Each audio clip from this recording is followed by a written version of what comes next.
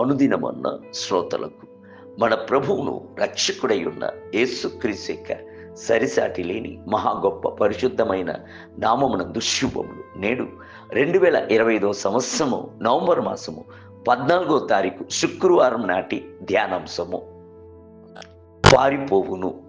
యెషయా గ్రంథము 35వ అధ్యాయము 10వ వచనమునందు ఆనంద సంతోషములు గలవారై వచ్చెదరు, దుఃఖమును నిట్టూర్పును పారిపోవును. యెహోవా చేత విమోచింపబడిన వారి తట్టునకు ఆనందమును సంతోషమును పరిగెత్తుకుని వచ్చును. అదే సమయంలో దుఃఖమును నిట్టూర్పును పారిపోవును. దుఃఖమును తీసివేసేటువంటి యేసుక్రీస్తే అట్టి అద్భుతమును మీ యొక్క జీవితంలో చేయుచున్నాడు. ఆదామును అవ్వయు ఏనాడైతే పాపమును చేశారో ఆ దినము మొదలుకొని భూమికి శాపము అనుచున్న దుఃఖము వచ్చెను. స్త్రీ బాధపడి గర్భవేదను సంధించవలసిందై ఉండెను. స్త్రీ కనిన నరుడు కొద్ది దినములు గలవాడై మిక్కిలి బాధ నొందును. యోబు గ్రంథము 14వ అధ్యాయం 1వ వచనం. నేను జీవించిన సంవత్సరములు కొంచెముగాను దుఃఖ సహితమైనవిగా ఉన్నవి. అవి నా పితరులు యాత్ర చేసిన దినములలో వారు జీవించిన సంవత్సరములన్నీ కాలేదు. ఆదికాండము 47వ అధ్యాయము 9వ వచనం.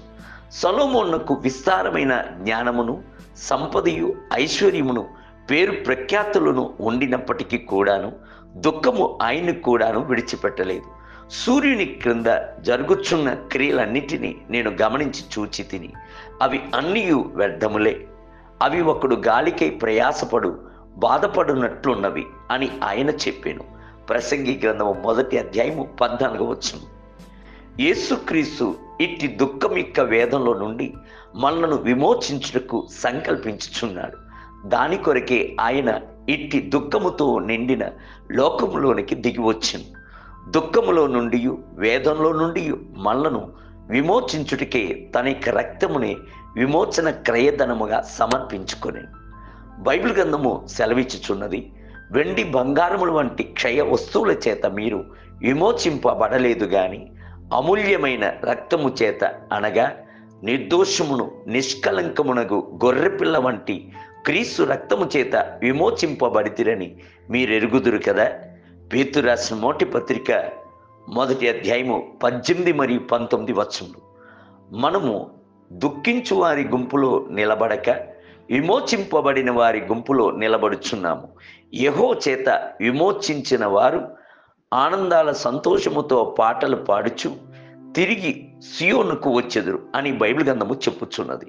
యెషయా గ్రంథము 35వ అధ్యాయం 10వ వచనం. మనము యెహోవా చేత విమోచింపబడినది వాస్తవమైతే కలత చెందుటకు గాని దుఃఖించుటకు గాని అవసరం లేదు. నేను యేసుక్రీస్తు చేత విమోచింపబడి ఉన్నాను. నేను రాజాదిరాజు యొక్క బిడ్డను. నేను ప్రభు యొక్క స్వాస్యమును అని ఉత్సాహముగా చెప్పగలము. నీ హృదయములో నుండి వ్యాకులమును తొలగించుకునుము, నీ దేహమును చెరుపు దాన్ని తొలగించుకునుము అని జ్ఞాని సెలవిచ్చుచున్నాడు. ప్రసంగి గ్రంథము 11వ అధ్యాయము 10వ వచనం. బైబిల్ గ్రంథము సెలవిచ్చుచున్నది, నిన్ను సృష్టించిన వాడు నీకు భర్తై ఉన్నాడు. సైన్యములకు అధిపతియగు యెహోవా అని ఆయనకు పేరు. ఇజ్రాయేలు యొక్క పరిశుద్ధ దేవుడు నీకు విమోచకుడు. సర్వలోకమునకు దేవుడని ఆయనకు పేరు.